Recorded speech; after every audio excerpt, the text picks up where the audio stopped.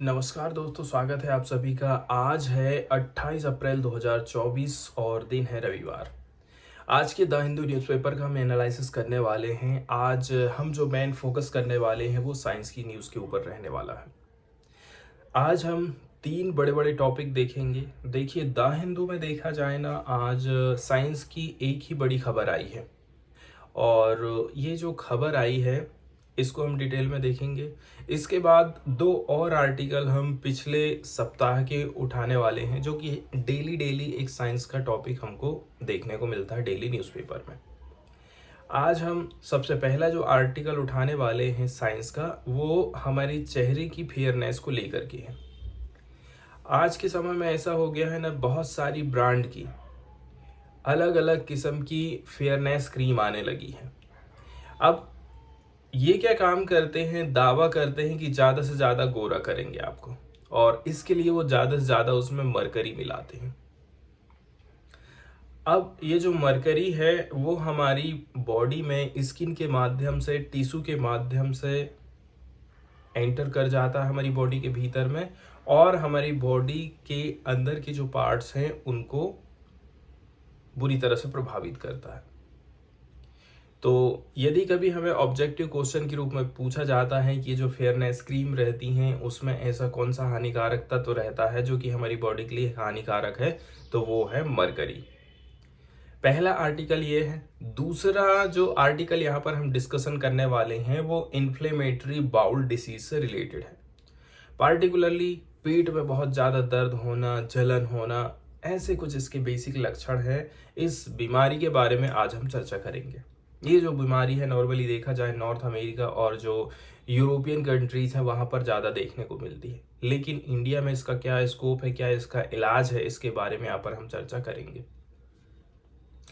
इसके बाद तीसरे नंबर का जो आर्टिकल साइंस वाला हम डिस्कस करने वाले हैं वो हमारी पृथ्वी के मैग्नेटिक फील्ड से रिलेटेड है। नॉर्मली यदि मेरे पास में एक चुंबक का टुकड़ा है तो वो हमेशा नॉर्थ और साउथ पोल की तरफ ही जाएगा, मतलब उत्तर और दक्षिण की दिशा में ही वो घूम करके अपनी डायरेक्शन बना लेता है। ऐसा क्यों होता है? उसका एक रीजन ये भी है कि हमारी जो पृथ्वी है ना वो खुद एक चुंबक की भांति काम करती है। इसके भी उत्तरी और दक्षिणी दो पोल है।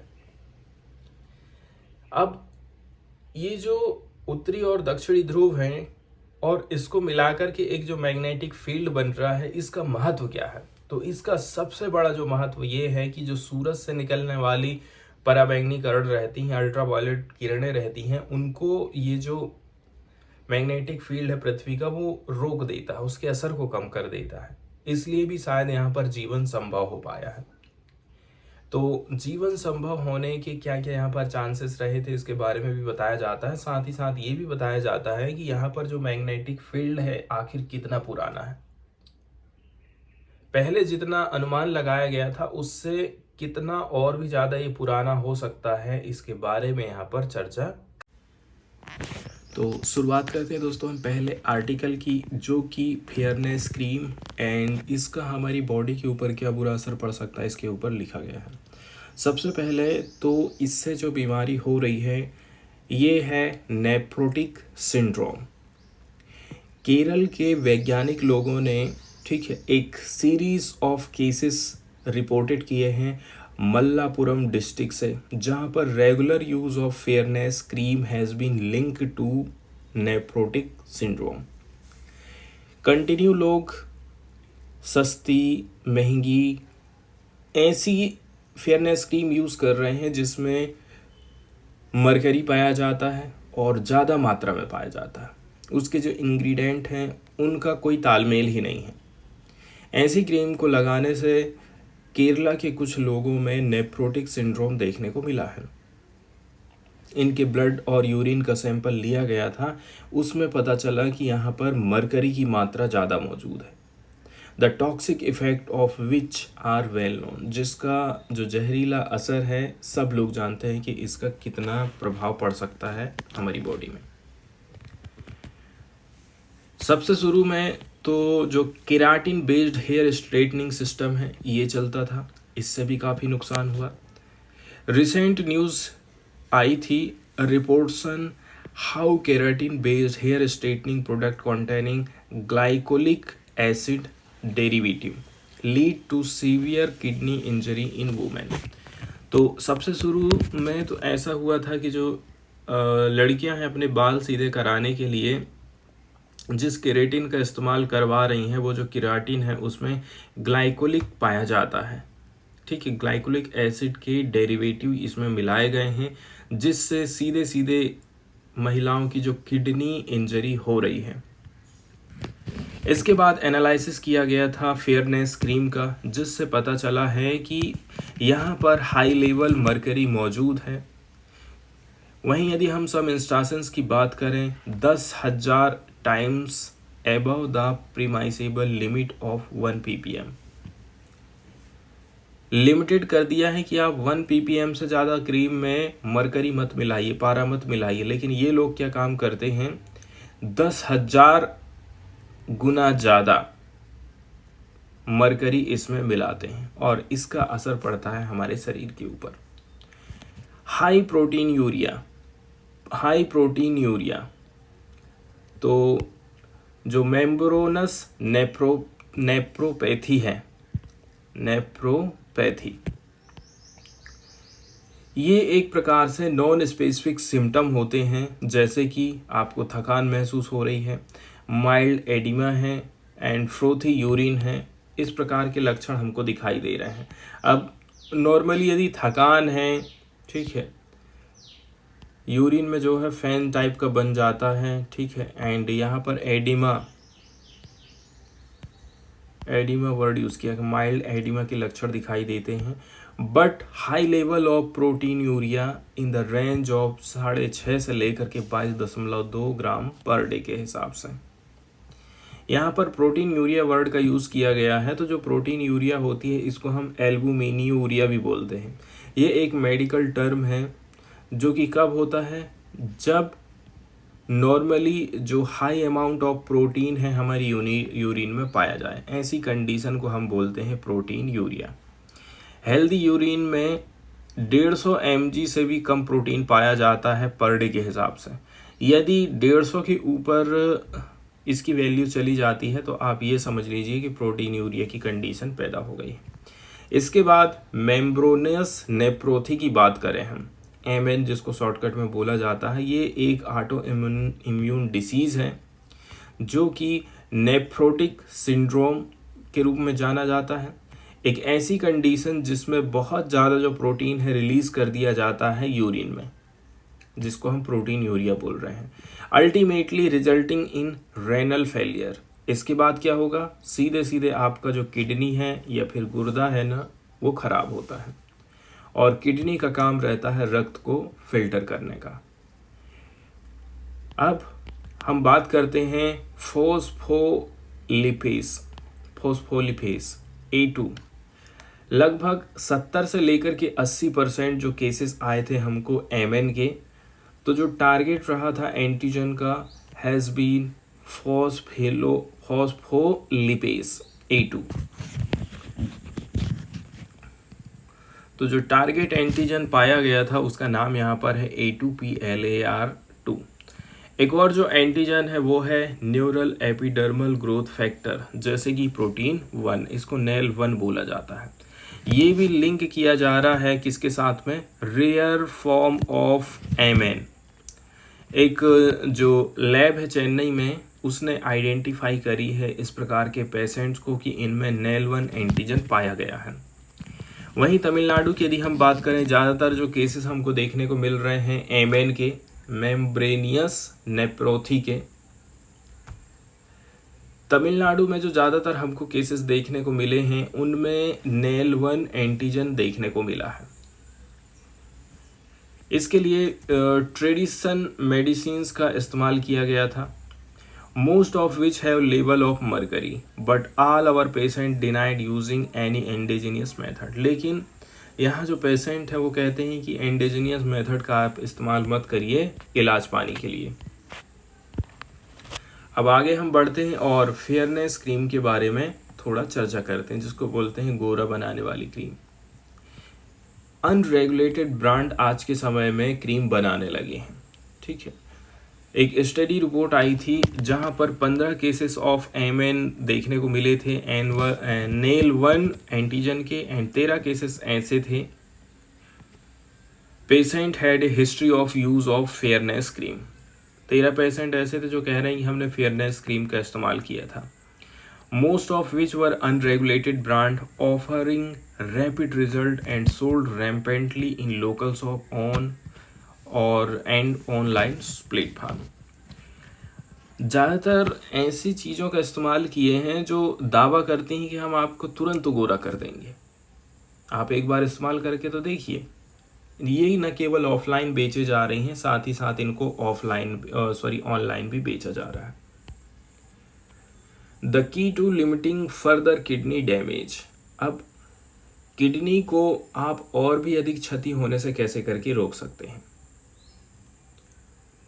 तो सबसे पहले तो क्या काम किया जाता है, मरकरी का जो लेवल है ब्लड या फिर यूरिन सैंपल में उसको नीचे गिराया जाता है 3 महीना के भीतर में ही। तो जो patient stopping the use of their fairness cream, सबसे पहले आपको अपना जो फेयरनेस क्रीम है उसको इस्तेमाल करना बंद करना पड़ेगा। आगे इम्पैक्ट ऑफ मरकरी की बात करें, यदि मरकरी का इस्तेमाल किया जा रहा है तो कितना बुरा असर पड़ सकता है। मरकरी एक हाईली टॉक्सिक हैवी मेटल है जिसका इस्तेमाल किया जाता है फेयरनेस या फिर एंटी एजिंग क्रीम के तौर पर। क्यों? क्योंकि इसका इनऑर्गेनिक जो फॉर्म है, मतलब मरकरी साल्ट्स, इसका इस्तेमाल किया जाता है। इससे क्या होता है? इससे मेलानिन का निर्माण होता है, formation of melanin resulting in A lighter skin tone. और इससे क्या हो जाएगा? ठीक है, बाद में ये बोला जाता है ये जो है ना मेलानिन के निर्माण को रोक सकता है, जिसके परिणाम स्वरूप त्वचा का रंग हल्का हो जाता है। तो मेलानिन को रोकने के लिए ही इसका इस्तेमाल किया जा रहा है। यहाँ पर इनहिबिट वर्ड यूज किया गया है जिसका मतलब होता है रोकना। जितनी ज़्यादा से ज़्यादा मरकरी की मात्रा रहेगी आपका जो फेस है उतना ही ज़्यादा चमकदार रहेगा। Chronic mercury poisoning from cosmetics, किस प्रकार से बहुत ज़्यादा कहना चाहिए पॉइजनिंग फैल रही है कॉस्मेटिक मटेरियल से। ज़्यादातर इस प्रकार के जो केसेस रहते हैं ना वो मिस हो जाते हैं हमसे, ठीक है, क्योंकि हमारे जो ऑर्गन्स हैं अलग अलग जो टिश्यूज़ हैं वो डिफरेंट तरीके से मरकरी के प्रति अपना उत्तर देते हैं। मरकरी अलग अलग अंग को अलग अलग तरीके से प्रभावित करता है। सेकंड नंबर की बात यह है नॉन स्पेसिफिक सिम्टम हमको दिखाई देते हैं, जैसे कि दर्द हो रहा है, थकान आ गई है, ठीक है, दिमाग आपका ज़्यादा काम करना बंद कर दिया है, और सिस्टमेटिक इश्यूज जैसे कि मेम्ब्रेनियस नेप्रोपैथी। एक और बीमारी का नाम यहाँ पर दे दिया जाता है कि यदि मरकरी का इस्तेमाल ज़्यादा किया जाता है तो मेम्ब्रेनियस नेप्रोपैथी की बीमारी हो सकती है। तीसरे नंबर की बात यह है ज़्यादातर जो पब्लिक है मरकरी के बारे में बिल्कुल भी जानकारी नहीं रखती है कि फेस क्रीम में यदि मरकरी का इस्तेमाल किया जाता है तो ये एब्जॉर्ब हो जाता है हमारी बॉडी में स्वीट ग्लैंड के माध्यम से, सेबासियस ग्लैंड के माध्यम से, हेयर फॉलिकल्स के साथ में, एंड एब्जॉर्ब किया जाता है ऑल टिश्यूज़ के माध्यम से। तो इतने सारी रास्तों के माध्यम से वो हमारी बॉडी में एंटर कर जाता है। यदि बार बार आप इसका इस्तेमाल करते हैं तो ये बात सीधी सी बात है कि इसका जो जहर है ना शरीर में घुसते जाएगा। साथ ही साथ में ये हमारे किडनी एंड नर्वस सिस्टम को डैमेज कर सकता है। कुछ और भी इसके एडवर्स इफ़ेक्ट पड़ सकते हैं जो कि WHO के द्वारा बताया गया है, जैसे कि skin discoloration, scarring, reduction in the skin's resistance to bacterial and fungal infection, anxiety, depression, साइकोस एंड पेरिफेरल न्यूरोपैथी। बहुत सारे ऐसे लक्षण हैं जैसे कि त्वचा का रंग बदल गया है, त्वचा आपकी झुलस गई है, बैक्टीरियल और फंगल संक्रमण के प्रति त्वचा अब लड़ाई नहीं लड़ पाएगी, चिंता, अवसाद, मनोविकृति, इस प्रकार से इसके बहुत सारे लक्षण हैं। अब सरकार ने मिनीमाता कन्वेंशन ऑन मरकरी चालू करी है। इंडिया एक सिग्नेटरी रहा है मिनीमाता कन्वेंशन ऑन मरकरी का ताकि ह्यूमन हेल्थ को प्रोटेक्ट कर सकें, इन्वायरमेंट को बचा सकें हम एंथ्रोपोजेनिक एमिशन से and release of mercury and mercury compound से। And it has been in force since 2017 और ये चीज़ 2017 से लागू है। अब जीरो मरकरी वर्किंग ग्रुप है and world of fairness cream की बात करें, उसकी दुनिया कितनी बड़ी है, उसका ट्रेड कितना बड़ा है। जीरो मरकरी वर्किंग ग्रुप की एक रिपोर्ट आई थी सन अक्टूबर 2023 में, इसको रिलीज़ किया गया था। इसमें बोला जा रहा है, देखिए ग्लोबल ट्रीटी के अंतर्गत इसको वैश्विक संधि के द्वारा हमने प्रतिबंध कर दिए हैं। पारा युक्त त्वचा को गोरा करने वाली क्रीम अभी भी दुनिया के कुछ सबसे बड़े ऑनलाइन जो खुदरा विक्रेताओं द्वारा बिना सोचे समझे उपभोक्ताओं को बेचे जा रहे हैं।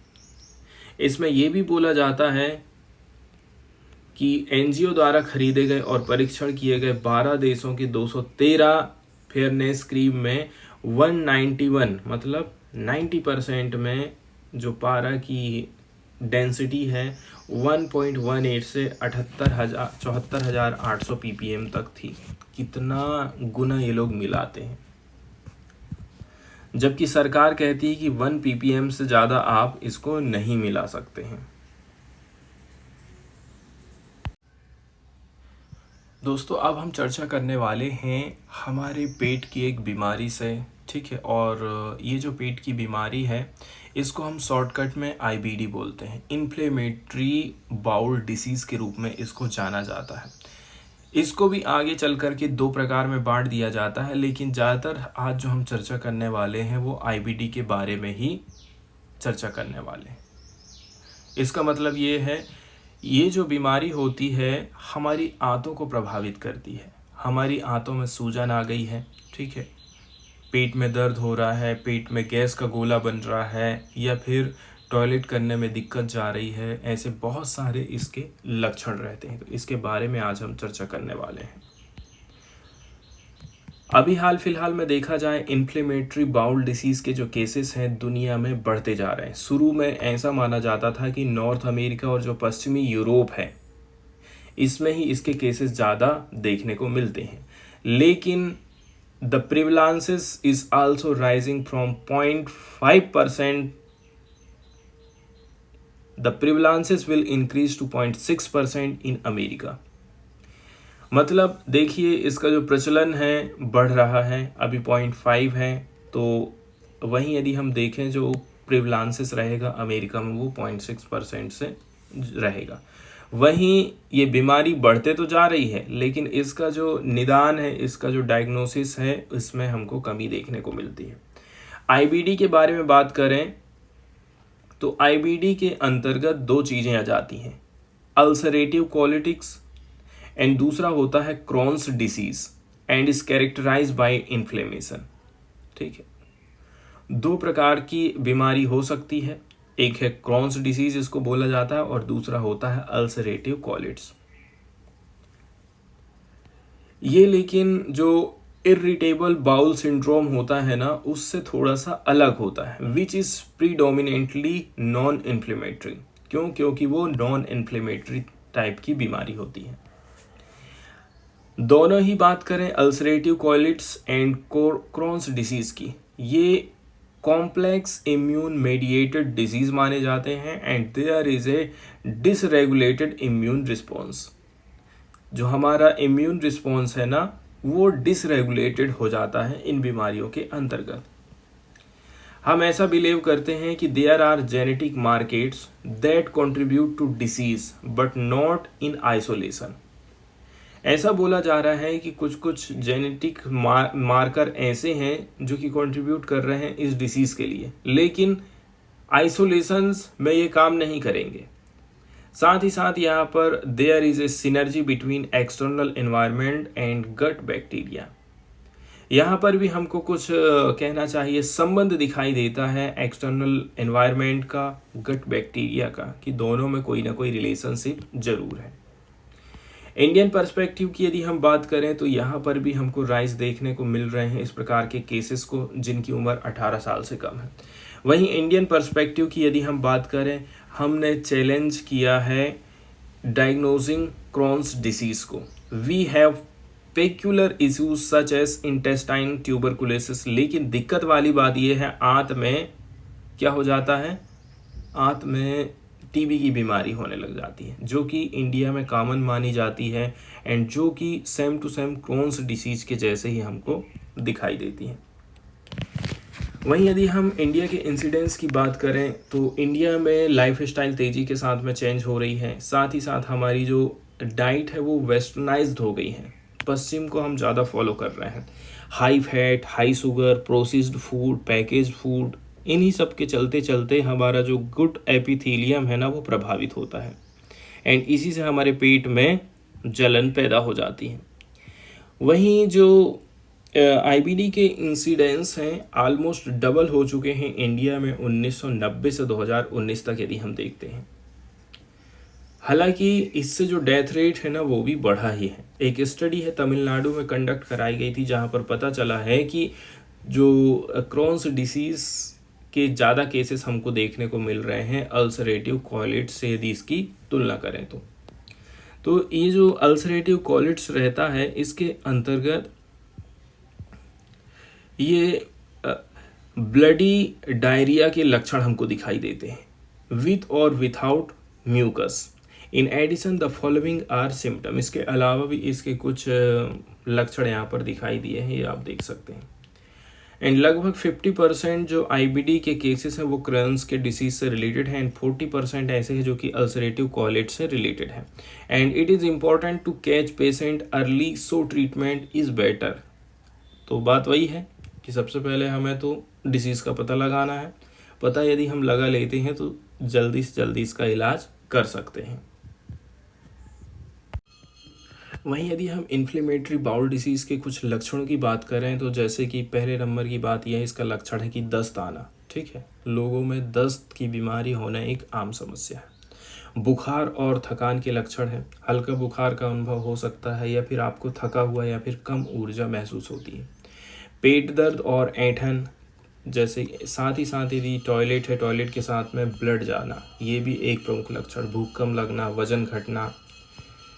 तो इन्फ्लेमेटरी डिसीज़ के कई सारे रीजन हो सकते हैं, जैसे कि आनुवंशिकता है, आपकी जो इम्यून सिस्टम हो वो कमज़ोर हो गई है, ये भी एक रीज़न हो सकता है। वहीं यदि हम बात करें इन्फ्लेमेटरी डिसीज़ के बारे में तो इसमें क्रॉन्स डिसीज़ भी आ जाता है। ठीक है, तो ये जो क्रॉन्स डिसीज़ होता है इसके अंतर्गत जो हमारी छोटी या फिर बड़ी आंत होती है ना उसमें सूजन आ जाती है। वहीं यहाँ पर एक और जो टाइप बताया गया है वो इससे थोड़ा सा अलग रहता है, तो उस अलग वाले के बारे में तो यहाँ पर ज़्यादा चर्चा नहीं करी जाती है, जिसको हम बोलते हैं अल्सरेटिव कोलाइटिस। इसके बारे में उतनी ज़्यादा यहाँ पर चर्चा नहीं करी जा रही है। तो सबसे पहले तो इसके लक्षण पता होना बहुत ज़्यादा ज़रूरी है, इसकी पहचान करना बहुत ज़्यादा ज़रूरी हो जाती है। यंग लोगों की हम बात करें तो जो सिम्टम होते हैं ना ये ओवरलैप कर जाते हैं इरिटेबल बाउल सिंड्रोम के साथ में, तो हमको और भी पता नहीं चलता है। अदर जो डिसीज़ है जो कि आईबीडी की तरह ही दिखाई देते हैं, तो यहाँ पर कोई सिंगल डायग्नोस्टिक टेस्ट अवेलेबल नहीं है अल्सरेटिव कोलाइटिस या फिर क्रॉन्स डिसीज़ के लिए कि हम इसका प्रयोग करेंगे और तुरंत पता लगा लेंगे। इसके लिए फिजिकल, लेबोरेटरी एंड एंडोस्कोपी करी जाती है। We have come a long way in the treatment of IBD. यदि हम पिछले 25 सालों की बात करें तो जो बायोलॉजिकल थेरेपी है वो इमर्ज होके आई है। इसके लिए हम यूज़ करते हैं मोनोक्लोनल एंटीबॉडीज़ का, ठीक है, जो कि इन्फ्लेमेटरी पैथवेज में इलाज करती है, उस रास्ते को फॉलो करती है कहाँ कहाँ पर जलन वगैरह हो रही है। इसके अलावा हम लोगों ने डेवलप किया है small molecules that can be given orally. आपको गोली के रूप में दिया जा सकता है और ये भी पार्टिकुलर जगह में पहुँच करके आपको शांति देते हैं। इसके बाद जो फेकियल माइक्रोबायोटा ट्रांसप्लांटेशन है ये काम भी किया जाता है, क्योंकि ब्लडिंग के साथ में खून आना, जलन होना, ऐसे दुनिया भर के लक्षण होते हैं। ये जो इलाज है काफ़ी चैलेंजिंग वाला रहता है। It is lifelong disease. So in India, we are looking at low-cost therapy such as facial microbiota transplantation, along with regular medication. एक काम करते हैं, हम उस पार्ट्स को ही चेंज कर देते हैं, किसको, फेकियल माइक्रोबायोटा को, एंड हम जो है कंटिन्यू मेडिकल जारी रखते हैं। हम यहाँ पर रीज़न की बात करेंगे और आने वाले समय में हमको और क्या क्या किया जाना चाहिए। इसके लिए कुछ एनवायरमेंटल फैक्टर भी हो सकते हैं जो कि आईबीडी की बीमारी के लिए बड़ा रोल अदा करते हैं, जैसे कि लोग स्मोकिंग करते हैं, एंटीबायोटिक्स का इस्तेमाल करते हैं। There are no human studies that have proved the role of diet. लेकिन डाइट का रोल हो सकता है, इसके बारे में अभी कुछ पता नहीं चला है। लेकिन हम सोचते हैं कि कुछ जो फूड है, जैसे कि सुपर प्रोसेस्ड फूड है, या इनके पास पोटेंशियल है कि ये हमारे पेट में जलन पैदा कर सकते हैं, ये बीमारी को पैदा कर सकते हैं। इसलिए हमें हेल्दी डाइट लेना है, हमको अवॉइड करना है हाईली प्रोसेस्ड फूड को, एंड कंज्यूम करना है होलसम फूड को, संपूर्ण खाद्य जिसको बोला, संपूर्ण आहार। Patients are advised to avoid being restrictive about their diet as they could become malnourished. Patient को ज़्यादा खान पान में रोक टोक नहीं करी जाती, क्योंकि यदि इतना ज़्यादा रोक टोक करेंगे ना तो उनको कुपोषण की समस्या हो सकती है। लेकिन आपको ये ध्यान में रखना है कि ये जो प्रोसेस्ड वाले फूड रहते हैं, संसाधित प्रसंस्कृत खाद्य पदार्थ हैं, इनसे आपको बचना है। आपके पास कुछ ऑप्शन जैसे कि दही, छाछ, ठीक है, ये सूजन रोधी आहार होते हैं। एंड आपको ये भी ध्यान रखना है, less milk, more rice and millets, fruits, vegetable, इनका इस्तेमाल आप ज़्यादा करिए। रेड मीट का इस्तेमाल आपको कम करना है, फिश खाइए उसके बदले में, ये मददगार प्रतीत होता है। अब हम आगे चर्चा करने वाले हैं दोस्तों, पृथ्वी के मैग्नेटिक फील्ड की उम्र से रिलेटेड ये न्यूज़ आई है। इसमें पता लगाया गया है कि पृथ्वी का जो चुंबकीय क्षेत्र है आखिर कितना पुराना हो सकता है। इसके लिए एक पत्थर का इस्तेमाल किया गया है, और ये जो रॉक्स हैं जिसका सैम्पलिंग यहाँ पर करी गई है ना, ये जो रॉक्स है ये भी काफ़ी पुरानी मानी जाती है। तो पृथ्वी का चुंबकीय क्षेत्र कितना पुराना है, इसका अध्ययन यहाँ पर किया गया है। MIT और ऑक्सफोर्ड विश्वविद्यालय के भूवैज्ञानिकों ने ग्रीनलैंड में प्राचीन चट्टानें देखी हैं, जिनमें पृथ्वी के प्रारंभिक चुंबकीय क्षेत्र के सबसे पुराने अवशेष देखने को मिले हैं। तो पृथ्वी के मैग्नेटिक फील्ड के ओल्डेस्ट रेमिनेंट्स देखने को मिले हैं। रेमिनेंट्स का मतलब होता है बचे हुए या फिर अवशेष। एक बात हमने शुरू में और डिस्कस करी थी कि ये जो मैग्नेटिक फील्ड है, उत्तरी ध्रुव, दक्षिणी ध्रुव, पृथ्वी एक चुंबक की भांति यहाँ पर काम कर रही है। तो ये जो मैग्नेटिक फील्ड है, अर्थ का जो मैग्नेटिक फील्ड है, विद्युत चुंबकीय क्षेत्र उत्पन्न हो रहा है, ये चुंबकीय क्षेत्र पृथ्वी का जो सोलर वाइंड है, सोलर फ्लेयर है एंड पराबैंगनी किरण है, उनको रोकने का काम करती हैं। एंड ये भी एक रीज़न हो सकता है कि यहाँ पर जीवन संभव हो पाया है पृथ्वी के मैग्नेटिक फील्ड के चलते चलते। वैज्ञानिक लोगों ने डिटरमाइन किया है उस रॉक को, जो कि 3.7 बिलियन साल पुरानी है, एंड इसमें कुछ सिग्नेचर हमको देखने को मिले हैं मैग्नेटिक फील्ड के, जिसकी स्ट्रेंथ है 15 micro tesla. The ancient field is similar to magnitude to the Earth's magnetic field today. यहाँ पर जो मैग्नीट्यूड हमको प्राप्त हुआ है वो पृथ्वी की मैग्नीट्यूड से काफ़ी समानता रखता है।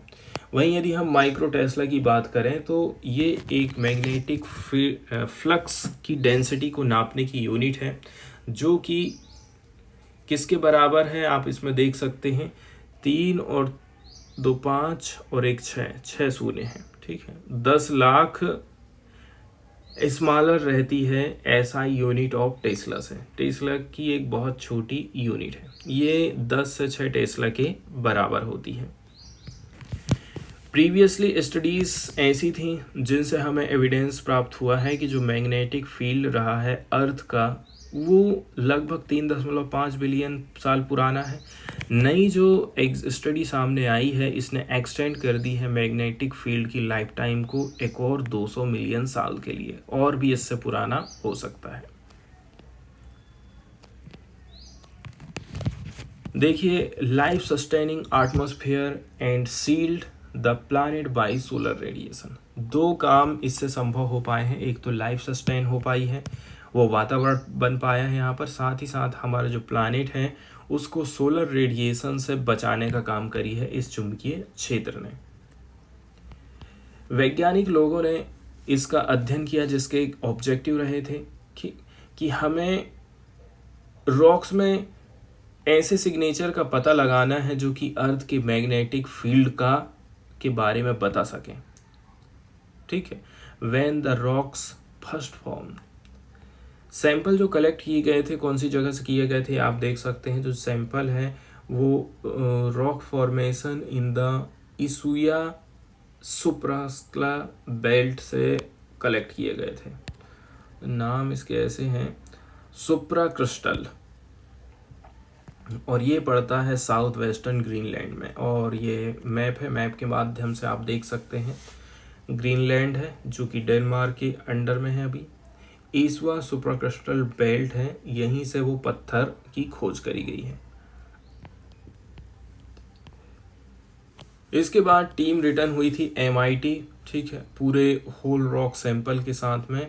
इसमें आपको बेंडेड आयरन फॉर्मेशन देखने को मिला था, a rock type that appear as a strip of iron rich and silica rich rock. इस पत्थर में आपको आयरन ज़्यादा देखने को मिला, सिलिका ज़्यादा देखने को मिला था, ये खास बात थी।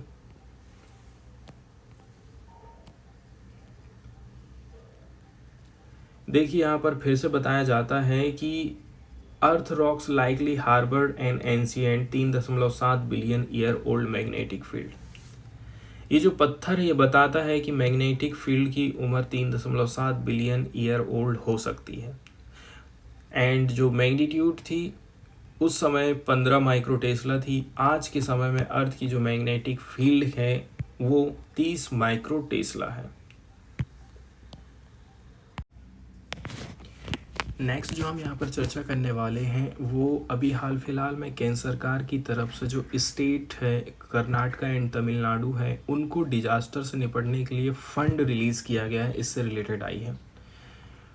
देखिए अभी तमिलनाडु और कर्नाटक की जो सरकारें हैं सुप्रीम कोर्ट गई थी कि केंद्र सरकार हमको रिलीफ फंड प्रोवाइड नहीं कर रहा है, तो कैसे करके हम साइक्लोन मिचवांग, फ्लड एंड ड्रॉट जैसी समस्या से लड़ सकते हैं। तो यूनियन गवर्नमेंट ने फ्राइडे के दिन ऑर्डर दिया है कि हम रिलीज़ कर रहे हैं 3,730 करोड़ रुपया relief assistance for natural calamity के तौर पर। ये पैसा दिया जा रहा है नेशनल डिजास्टर रिस्पॉन्स फंड से, NDRF से ये पैसा दिया जा रहा है। तो कैसे करके फ़ंड रिलीज़ किया जाता है, NDRF की गाइडलाइन के हिसाब से देखें जनवरी 2022 के हिसाब से, तो जो ऑपरेशनल गाइडलाइन है constitutions and administration of the NDRF, funding has been allocated for NDRF from the physical year 2021-22 से 2025-26। ये NDRF की गाइडलाइन कहती है कि जो फिजिकल ईयर है 21-22 से 2025-26 तक रिलीज़ किया जाएगा, एलोकेट किया जाएगा। असिस्टेंस रिक्वेस्ट फ्रॉम NDRF, सबसे पहले आपको NDRF से असिस्टेंस के लिए रिक्वेस्ट करना पड़ेगा। यदि इस प्रकार के इंस्टांसेस होते हैं जहां पर स्टेट के पास में पर्याप्त फंड नहीं है SDRF में एंड वो एक्सपीरियंस कर रहा है नेशनल कैलेमिटी बियॉन्ड इस कैपेसिटी, तो ये रिक्वेस्ट कर सकता है कि आप NDRF से हमें पैसा दीजिए। सिचुएशन का एवोल्यूशन कैसे करके किया जाता है, तो जो मिनिस्ट्री ऑफ होम अफेयर है या फिर मिनिस्ट्री ऑफ एग्रीकल्चर है ये एवोल्यूट करती है सिचुएशन को एंड डिसाइड करती है कि एडिशनल असिस्टेंस कितना दे सकते हैं NDRF से। इसके बाद formation of inter ministerial centre team IMCT का गठन किया जाता है। ये जो प्रोसेस होती है इसके अंतर्गत इमीडिएट फॉर्मेशन किया जाता है IMCT का मिनिस्ट्री ऑफ होम अफेयर के द्वारा, ताकि अनुमान लगाया जा सके कितना एरिया अफेक्टेड हुआ है एंड कितना एडिशनल फंड की ज़रूरत है। एंड सब्सिक्वेंटली एक जो सब कमेटी रहती है नेशनल एग्जीक्यूटिव कमेटी, इसमें रिलेवेंट सेंट्रल मिनिस्ट्री सेक्रेटरीज बैठे रहते हैं। ये डिटरमाइन करती है अमाउंट ऑफ फंडिंग अवेलेबल को। हाई लेवल कमेटी भी रहती है इसमें, ठीक है। अल्टीमेटली एक हाई लेवल कमेटी बनाई गई है जिसके अध्यक्ष रहते हैं होम मिनिस्टर। इसके साथ ही साथ में minister for agriculture and finance and vice chairman of NITI Aayog, इतने सारे लोग बैठते हैं हाई लेवल कमेटी में, will authorize the release of NDRF fund based on recommendation provided। ये सब लोग निर्धारित करते हैं हाई लेवल कमेटी के कि कितना पैसा इसमें हमको देना चाहिए।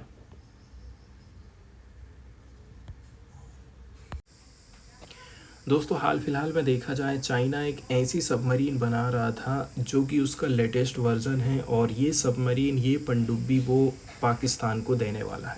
इसका नाम है 8 हंगर क्लास एडवांस सबमरीन, जो कि उसने पाकिस्तान के लिए बिल्ड किया है। चाइना ने लॉन्च कर दिया है पहली 8 हैंगर क्लास सबमरीन को, to be build for its all weather ally Pakistan, ताकि प्रोवाइड किया जा सके इसको state of the art warship. मतलब एक प्रकार से उसने नई डायमेंशन तय कर दिया है, दोनों के देशों के बीच में बायलैटरल मिलिट्री कोऑपरेशन और भी ज़्यादा बढ़ते जा रहा है।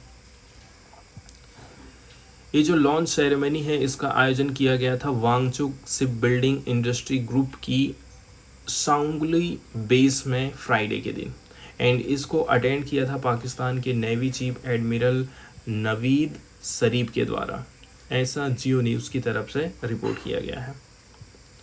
दोनों देशों के बीच में एग्रीमेंट किया गया था इस्लामाबाद एंड चाइना की तरफ से, ठीक है।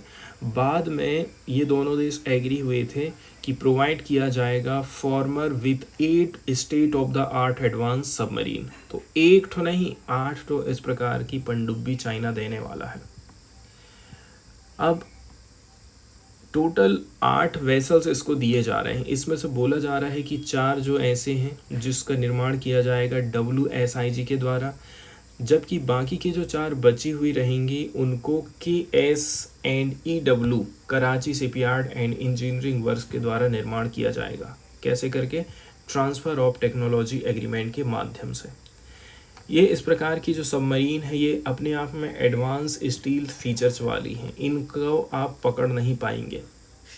And to be fitted with state of the art weapon, इसमें आप वीपन्स रख सकते हैं, सेंसर्स रख सकते हैं जिनको आप ऑपरेट कर पाएंगे मल्टी थ्रेड इन्वायरमेंट से, and can engage target and stand of ranges. तो इस प्रकार से इसकी कुछ खास बात बताई जाती हैं।